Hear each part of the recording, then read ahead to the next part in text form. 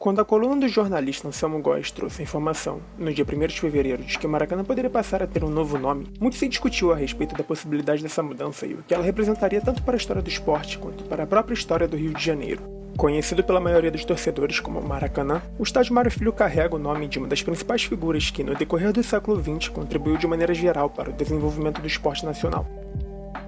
Autor de grandes obras literárias centradas em temáticas que envolvem o universo do futebol, Mário Filho ficou reconhecidamente marcado por livros que recontam os anos iniciais do futebol no Brasil, sobretudo no Rio de Janeiro.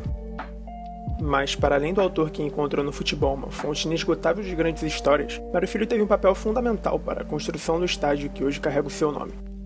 Sendo provavelmente a sua obra mais difundida, a quinta edição de O Negro no Futebol Brasileiro, publicada em 2010, traz um caderno especial com uma nota biográfica sobre o Mário Filho, assinada por seu neto, o jornalista Mário Neto.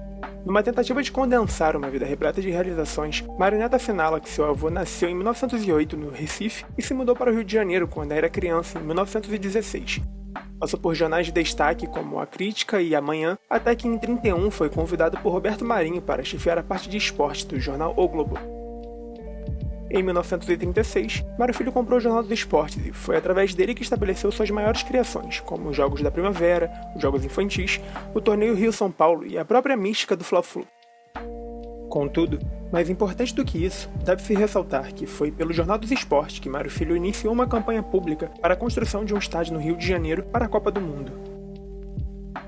Sediar uma Copa do Mundo era o sonho do brasileiro desde a década de 30. Sendo assim, quando em julho de 46 a FIFA anunciou que a próxima Copa do Mundo aconteceria no Brasil, políticos, jogadores, torcedores e, sobretudo, a imprensa esportiva comemoraram. Entretanto, na mesma semana, os jornais começaram a questionar aquilo que se tornou o assunto principal dos próximos anos. O Brasil precisava de um grande estádio para o torneio. São Paulo possuía o Pacaembu, que havia sido construído recentemente, porém o Rio de Janeiro, que naquele momento ainda era a capital da República, tinha o estádio de São Januário como sua maior praça esportiva, e ainda assim não era o suficiente. De início, cogitou-se até mesmo uma ampliação do estádio vascaíno, mas a ideia foi logo descartada, pois o que realmente queriam os torcedores, jogadores e a imprensa esportiva era a construção de um novo estádio no Rio de Janeiro, e não bastaria qualquer um, seria o maior estádio do mundo.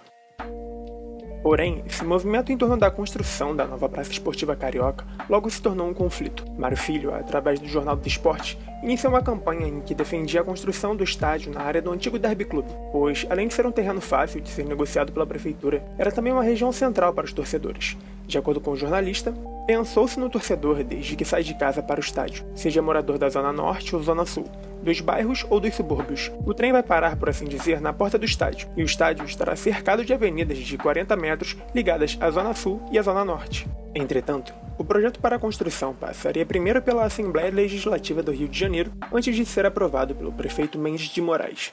Na Câmara, o vereador Carlos Lacerda se tornou o principal obstrucionista para a construção da obra. Em contrapartida à proposta quase unânime da construção do estádio no antigo Derby Clube, Lacerda queria um estádio em Jacarepaguá. Porém, as crônicas quase diárias de Mário Filho e o apoio de fortes nomes políticos como o vereador Ari Barroso e o político e jornalista João Lira Filho ampliaram a batalha que se travou contra Carlos Lacerda. No dia 19 de agosto de 1947, o Jornal dos Esportes apresentava uma pesquisa feita pelo Ibope, encomendada por Ari Barroso, que trazia a opinião pública a respeito do estádio. A partir da pesquisa, percebeu-se que a maioria da população queria um estádio construído pela prefeitura e na região do antigo Derby Clube. Contudo, a batalha que se travou não foi apenas pelo lugar. Passaram a questionar se o estádio seria construído com recursos do governo municipal ou federal, e assim, se deveria se chamar estádio municipal ou estádio nacional. No final das contas, iniciou-se uma campanha para o financiamento a partir da venda de cadeiras cativas. Mário Filho destacava constantemente a possibilidade do estádio se autofinanciar a partir da vontade do próprio torcedor que comprasse as cadeiras, fugindo, portanto, da necessidade de qualquer uso de verbas públicas. Porém, a discussão na Câmara dos Vereadores se prolongou tanto que imaginava-se a impossibilidade da construção de um estádio em menos de 2 anos. Entretanto, em setembro de 47, a própria FIFA sugeriu à Confederação Brasileira de Desportos o adiamento da Copa do Mundo para 1950, tendo em vista a escassez de tempo entre os Jogos Olímpicos de Londres em 48 e o torneio que seria realizado inicialmente em 49. Com essa possibilidade inesperada, correu-se para a aprovação do projeto na Câmara dos Vereadores, e o Jornal dos Esportes seguiu realizando a publicidade para a campanha de financiamento através da compra de cadeiras cativas. O jornalista Mário Filho lutou diariamente pela construção do estádio municipal. Utilizou-se de suas crônicas e influência pública para que Maracanã fosse construído da maneira que foi, como o maior estádio do mundo, e no lugar em que foi erguido, no antigo Derby Clube. Acompanhou durante anos a evolução do futebol no Brasil e participou diretamente de sua popularização, revolucionando a imprensa esportiva.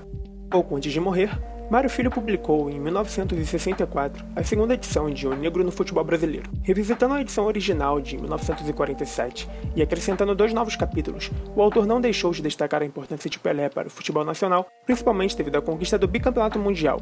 Sobre Pelé, Mário Filho já o classificava como o rei do futebol e afirmava que bastava que se anunciasse Pelé vai jogar para que qualquer estádio do mundo se tornasse pequeno.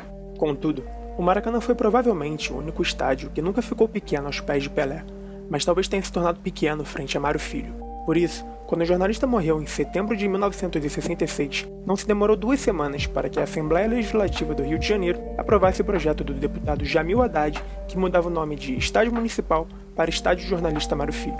E assim, como disse seu irmão Nelson Rodrigues no dia 28 de setembro de 66, um dia após a aprovação da mudança, naquele momento, todos sentiram que Mário Filho era o único que podia dar nome ao colosso do derby. Com vocação para o gigantesco, ele se tornou maior do que Maracanã.